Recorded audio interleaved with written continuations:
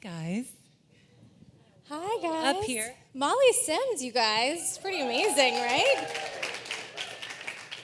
Abby Larson, everyone. Right? There you go. So Molly and I actually have a lot more in common than you might know. Yes, We're both we from do. the South. We're Southern girls. She's Houston. I'm Yep. Murray, Kentucky. We both had headgear. We had headgear. I had different color of the rubber bands, my favorite being hot pink. Oh, I liked hot pink too. I'm a See? little older than Abby. We both wore hot rollers frequently. Two sets and, of hot rollers, Aussie scrunch spray. I was really trying to Aussie. I remember that. I can smell the it purple still. bottle that smells. Yes. Yeah, Great. they still have it. Believe it or not, there's a good mousse from them. But I was channeling Julia Roberts with a diffuser, trying to Pump do it the whole up. thing. We both went to Vanderbilt, and we found out earlier that we were sorority sisters. We're You didn't know tried that, did you? Delta, Delta, Don't Delta.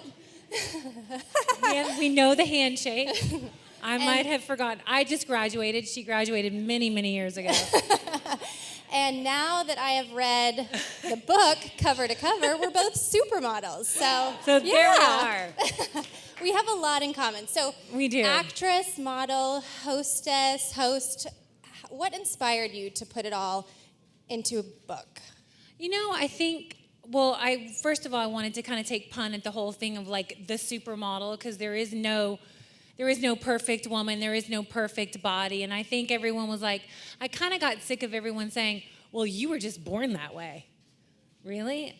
I was not born this way. And you document that so honestly. Well, I want to in be this honest book. with women, and I want to be honest with that I don't just sit around, eat M&Ms, and sit on my ass all day. It was a journey. It's a journey, and it was a 20-year journey. I started in public school. I'm from Murray, Kentucky. I went to Vanderbilt. As you know, we were back there talking about different themes.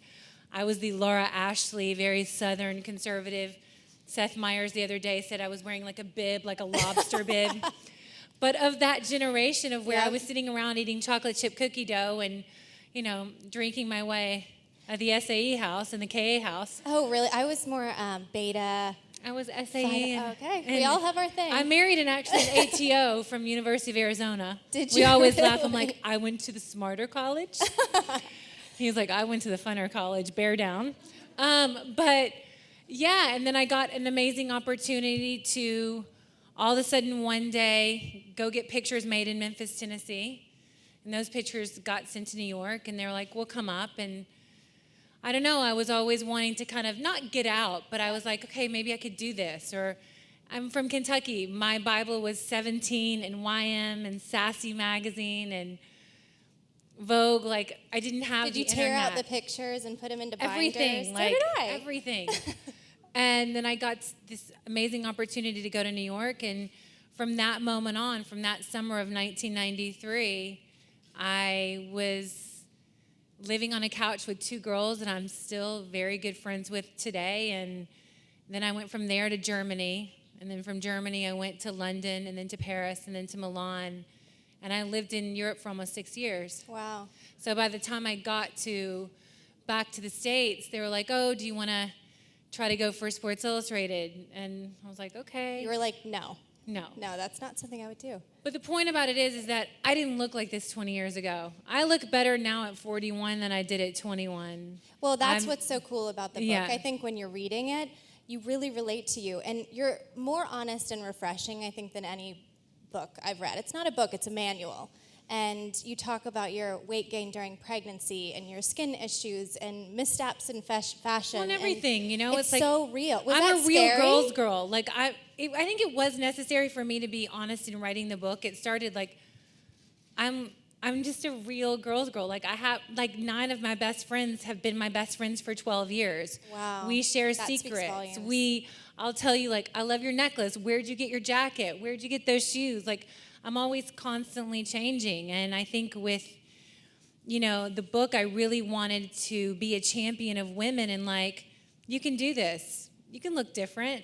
You can get that shit happen. You can make it happen. That shit happen. It's the last chapter. It's my favorite chapter too. And It is. I mean, I think what's cool is that this is packed with information. So it's aspirational and inspirational, but it's really tangible and practical. Like I was highlighting. Well, that's what we did, the takeaways at the end of each chapter, because you want to give the feeling like, okay, what am I getting from this? Yep. And we weren't planning on writing the last chapter. Oh, really? But I found this postcard that I'd written in September of '94, and I had only been modeling a year. And I'm somewhere, but I'm writing my parents, I'm like, I think I might can make a little money off of this. Like, I think I might can do this. And I've always been like the girl to be like, the glass is half full. And I've been like that since I was young, like work gets work. Right. And I wasn't the prettiest. I definitely wasn't the smartest. But I was nice. And I don't know, I just thought I could do it and try it. And I'm still doing it and still trying. And here we are. Better than ever. You say in the book that you should do something that makes you scared all the time. Jimmy Kahn said to me on Vegas, he said, if you ever stop getting nervous, something's wrong. Wow. And nerves make you, we were actually talking about it a little while ago. If you're nervous, it means you care. Passion. And change, I think, is the biggest, you'll know this statement, but from the South, we say, go big or go home. It's like, okay, we're doing this. And that's kind of been my motto. And with change, I hate change. And I wanted to be a lawyer. I'm obsessed with news and 48 Hours and Dateline. Like, I can watch a crime show like there's nobody's business. My husband secretly thinks I'm going to kill him in the middle of the night. And I'm going to know how exactly to cover my footsteps. Thank you, Keith Morrison. But, yeah, I've just always been that girl. And change, I can count on 10 fingers the people who've said yes. I mean, 99% of the time I get no. Well, that's what you said. I have a quote here somewhere, but it's like 99% of career has been failure. And it's that 1%.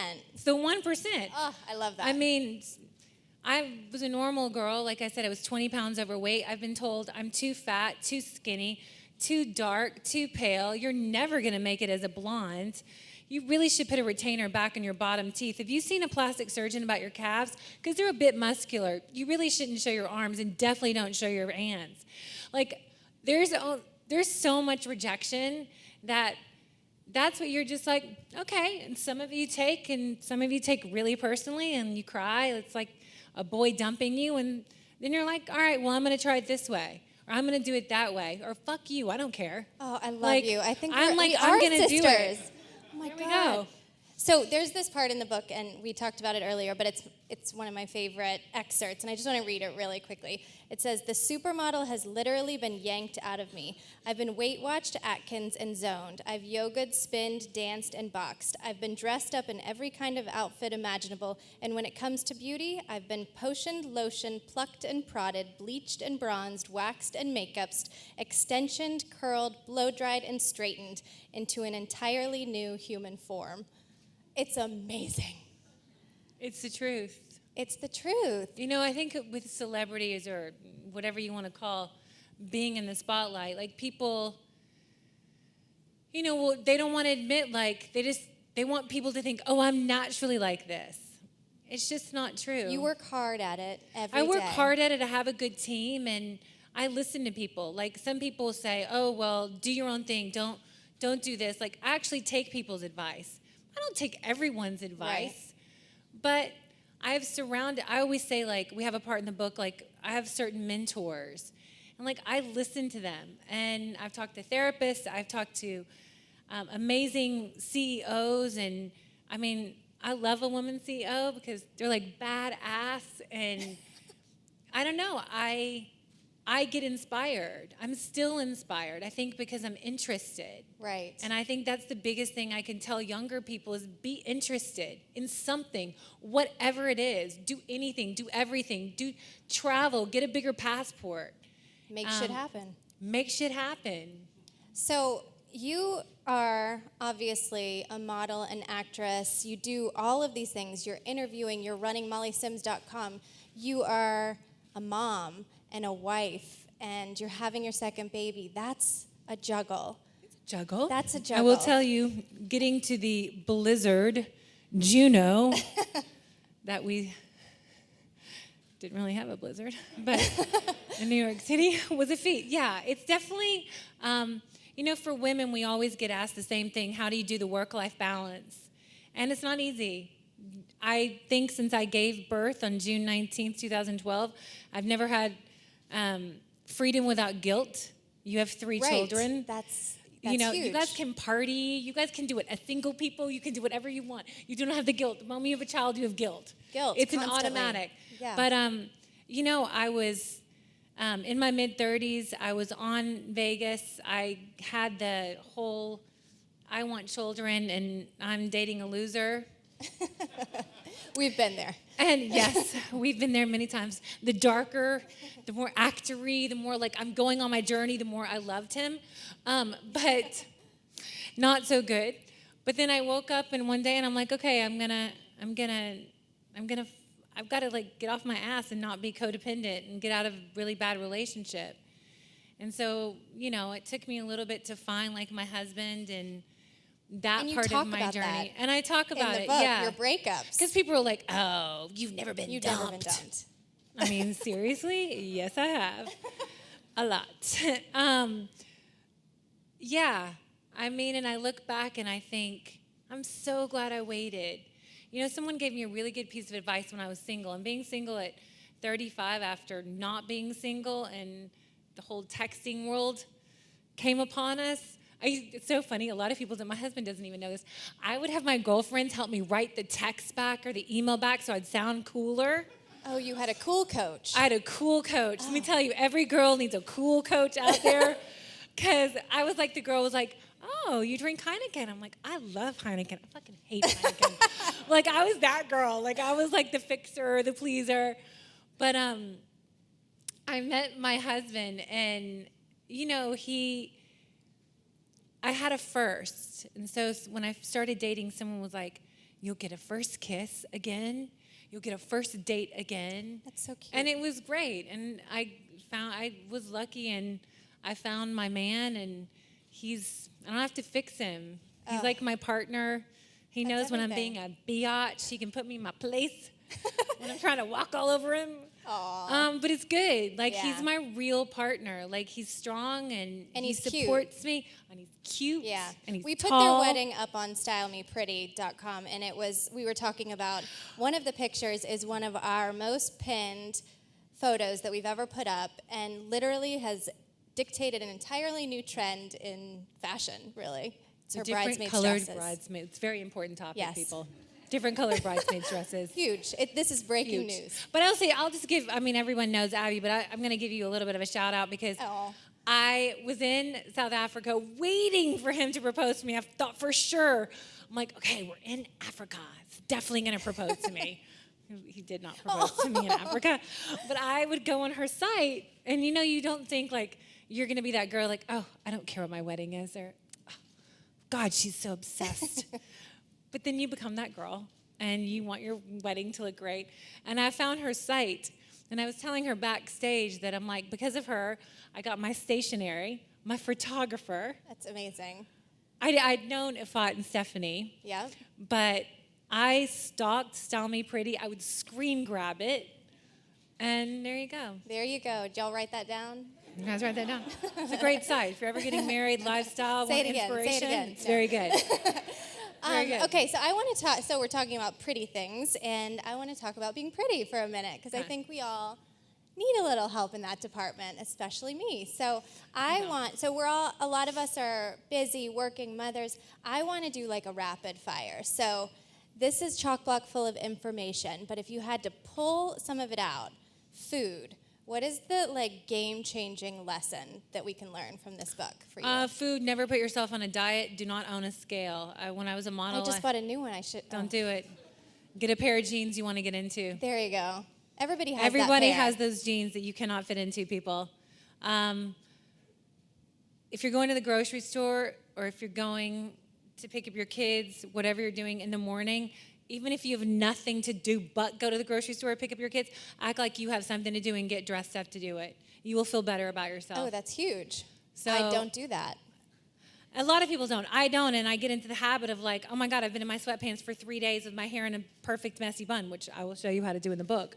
But that being said, spend time on yourself, you know, like trade with your girlfriend. If you don't have $30 to go and get a blowout every 2 weeks, like have someone help you, give her a manicure, like take care of yourself. Wow. I think if you feel good, you look good, and if Yep. you look good, you feel good. I think in terms of dieting, don't cut anything out of your diet. The moment you do it, you will obsess, like, I want the brownie, I want the carbs, I do want a piece of bread. Like, you can't, the moment you put yourself on a diet is the moment you're like, I'm on a diet. Instead I of heard just, you say that you never met a biscuit you didn't love. I had never met a biscuit I did not love. I love biscuits. I love biscuits too. I'm from the South. I love Yeah. them. My grandmother can make the best biscuit I bet, ever. I bet. However, that being said, that biscuit isn't going to make you gain weight. People say, oh, well, I fell off. Well, get back on. Like, I fall off all the time. I had French fries a second ago You had French fries? I had French fries What? and French onion soup. Like, that's a pregnant girl for you right there. Cheese and French fries. Yeah. But so we're back to rapid fire, but I do want to talk more about that because Okay. you have such willpower that I can't understand it. Like, I've never seen but I a have bread willpower basket because that I didn't devour. But I have willpower because I have pressure on me. Yes. There's Yes. a difference. When your ass is in front of everyone That's day true. in and day out, you might have a little pressure on you too. That's true. So however you find that pressure to put on you, that's what I tell people. Like, is it that you want that dress, buy a size down and get into that dress. Put a picture of yourself. Like, I always tell girls, don't look at that picture and think, ugh, God, I'm so fat, or look at my skin, or because you will look at that picture 2 years later and be like, I was hot. So it's like, try to embrace the now. But I'm telling you, put a picture up, try to get in something. Do not like wear tighter clothes if you're trying to diet, because you feel the fat. You feel the fat. Like, I always talk about, they're like, how did you lose 80 pounds? Like, that's more than half my body weight. I ended up having a thyroid problem. We're not going to go into it. But you still worked really hard to lose it, so it counts. Well, yeah, I had gained it. I worked out almost 2 hours every day. Oh my God. But I was in a heated room and people were laughing because I wore like, what do you call a belly band or like something? a belly like band, girdle? like a, yeah. I mean, it was like a freaking contraption. And then, I don't know, one day my heater didn't work. I had like a floor heater, and like I turned it on. And then I was like, screw it, I'm just going to cut a garbage bag. No. And like, I was in a treadmill, and I would work out in a garbage bag to sweat. try to sweat. Oh my gosh. Because I couldn't run because I was my knees weren't used to like being heavier, even Yeah. though 80 pounds to a lot of people isn't that much, but it is when that's When more your than body- half your weight. Yep. So then, speaking of exercise, if you had to name that one exercise type that changed your body, what is that? I don't one think there's type? one type. I really don't. Like, people say, oh, that's not. I don't. I do think you should mix it up. Do yoga, Yep. hike, run, do like a circuit cardio, whether it be dance, Zumba, I don't know, Taibo, whatever, boxing. Do something that gets your heart rate. The number one thing you have to do is sweat, and you don't have to work out 7 days a week. Work out 4 days a week for 45 minutes, but work out really hard. Right.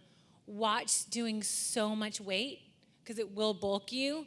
And the number one rules that I tell women, and I do this all the way, do not immediately eat your calories after.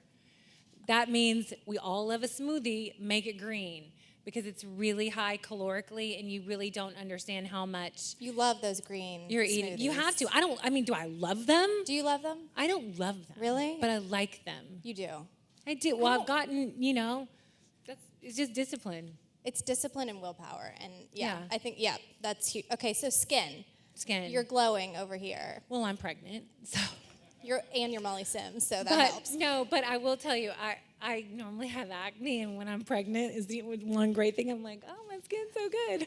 I don't know. Can you look at her and think, I normally have acne and I'm fat? I did two I just rounds. don't believe her. Okay, I know. She's I did so beautiful. I did 2 rounds of Accutane, if you don't believe me. That's Do you know what amazing. Accutane is? It's harsh, It's probably one of yeah. the hardest drugs you can take in your body. I had to take it because when I was modeling, there wasn't a thing called Facetune and retouching. Oh, God. So I had to have clear skin. It's a terrible drug. It's a terrible thing to do, but I got it really bad to the point where like I got so many not cortisol, like a steroid shot. I don't even know what they're called anymore. To take down because the bacteria was like spreading so badly, and I was worried it was going to scar. You have no. That's what I mean. You wouldn't know that. You just look at me and think, but then I've either been retouched in a magazine, or you just. They are not doing a lot of retouching at this point. You really are. But glowing. I will So say, you have yes. to tell us your secret. So what's the? There are no two colors for a foundation. No girl is one color. Oh. On a tinted moisturizer, on a foundation, on a CC cream, on a BB cream, whatever it is, buy two colors, mix them. Really? Yeah. Well, See, are I you don't know dark any of this. all year long, or are you light all year long? Mix them. That's Okay. the best thing I can tell you. Primer makes your skin stay on longer. I love a product from Charlotte Tilbury called Wonder Glow. It gives you kind of like that dewy, less powder. And you I talk use about gloss, these products I use on. gloss on my eyelids.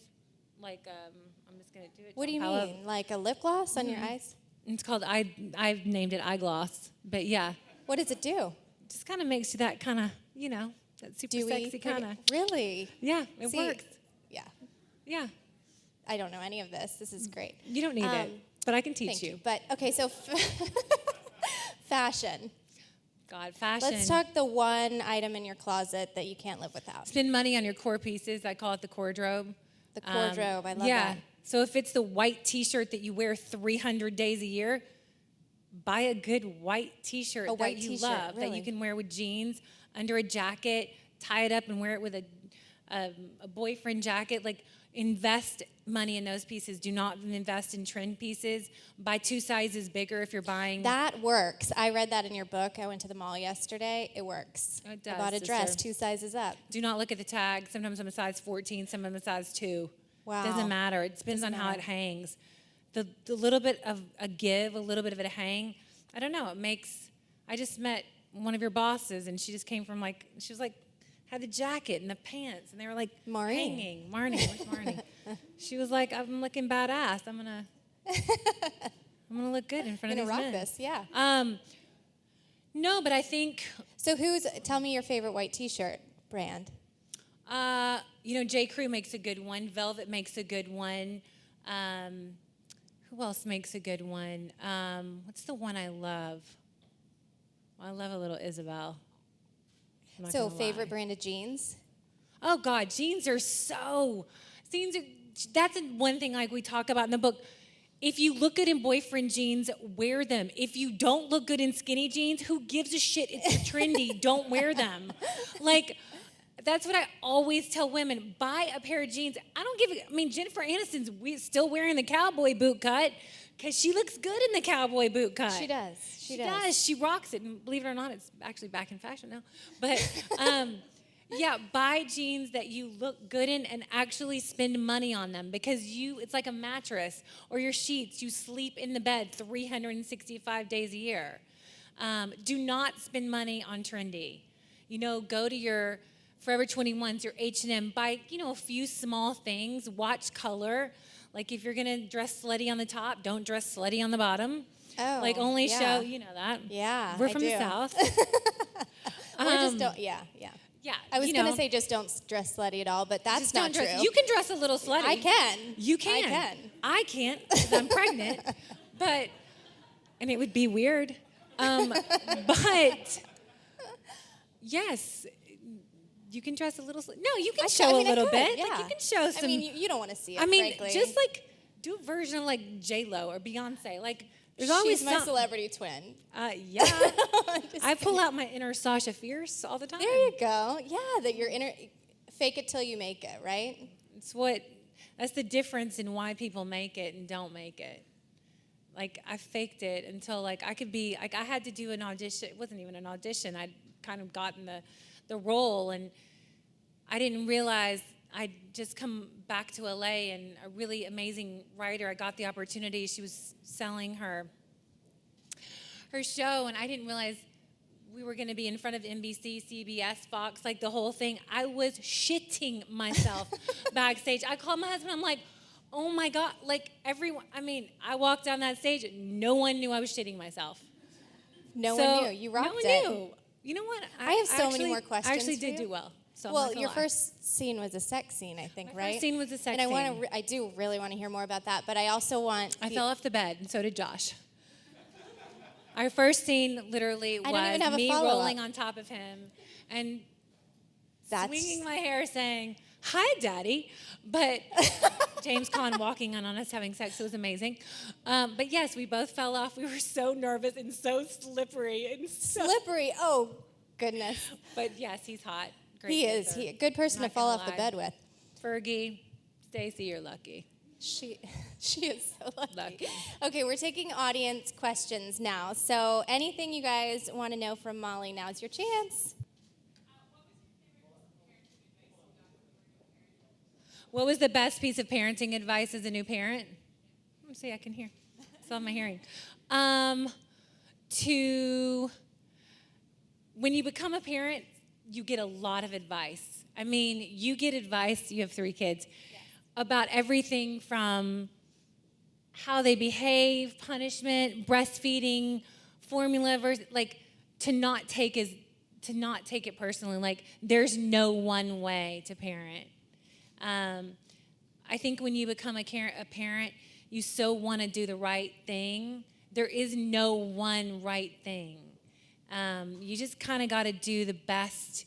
Yeah, and no kid is the same. And no kid is the same. And I have a 2.5-year-old, and the way some of these women talk, like, you would think they have 7 priors.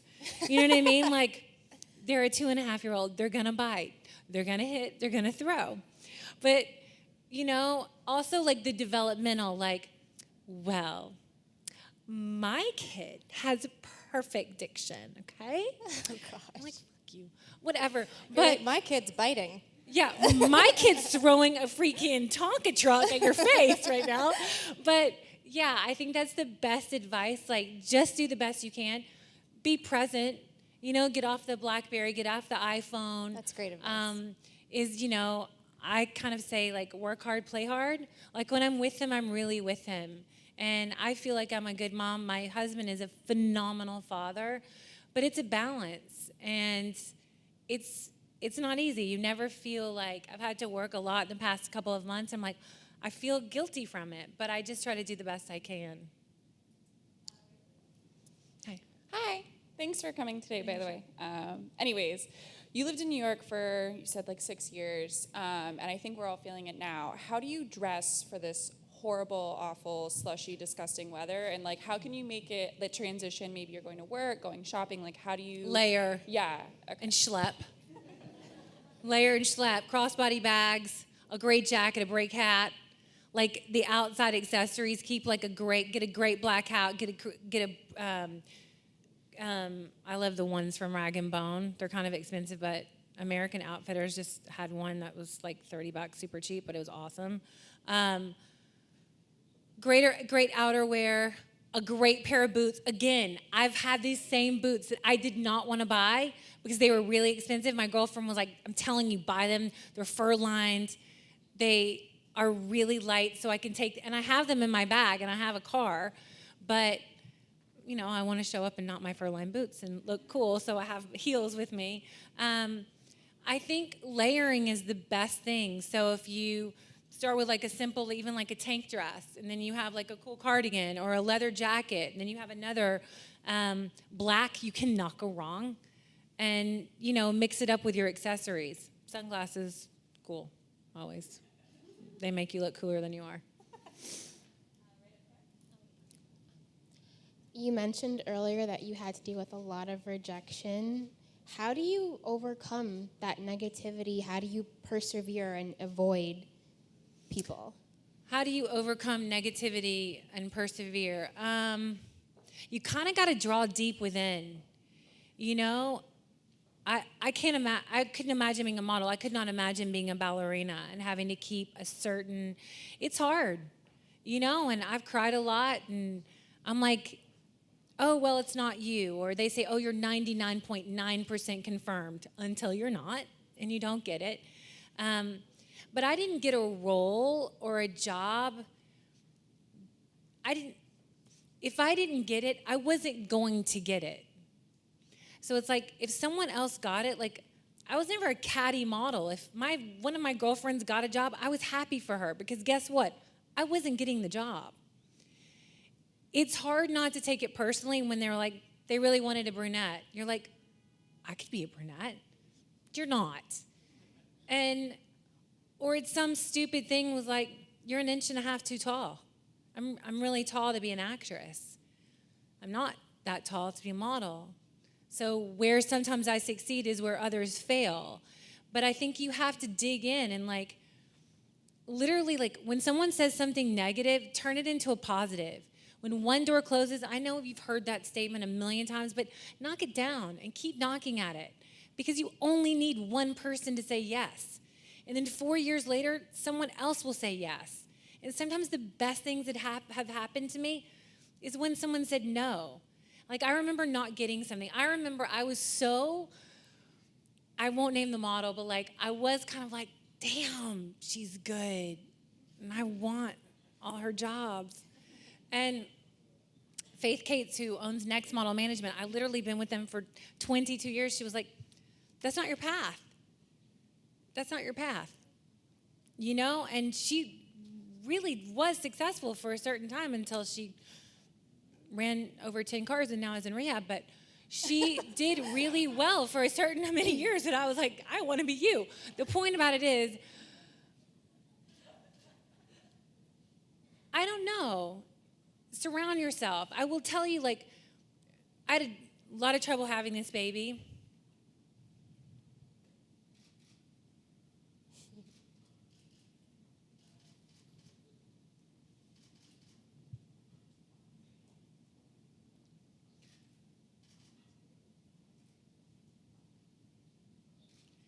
See, I can hold and cry because I'm an actress. Hold on. No, but like, people are like, you're old.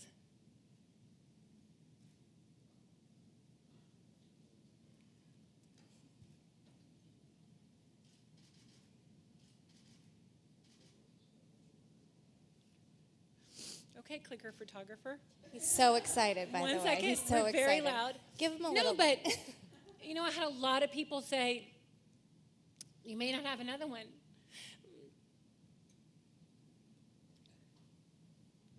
So sweet. You're such a mom. No, but give me a tissue. Thank you. QPA. No, but honestly, okay, snot is coming down. my nose. This is awesome. Marissa? So real. There we go. Okay.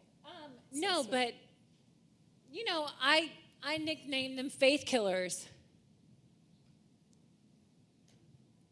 Here I am. Oh.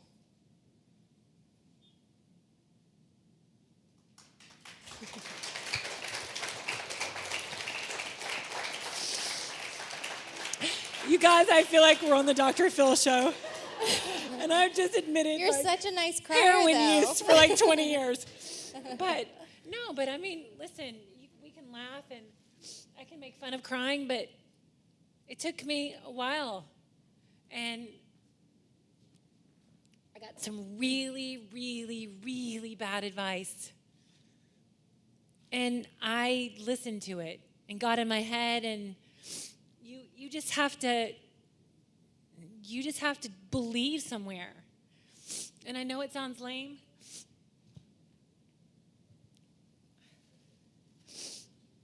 but it's the truth. Nobody's perfect. You wouldn't know that I had problems. You would just think, oh my God, she got pregnant on her honeymoon. And then now she's pregnant 2.5 years later. You know, and everyone's journey is different. People think like everything comes easy. Everything doesn't come easy. You just have to keep going. I cannot tell you how many people are like, you're old. You know, you're old. You shouldn't have waited. Well, I didn't want to wait, but I wanted to find my true love.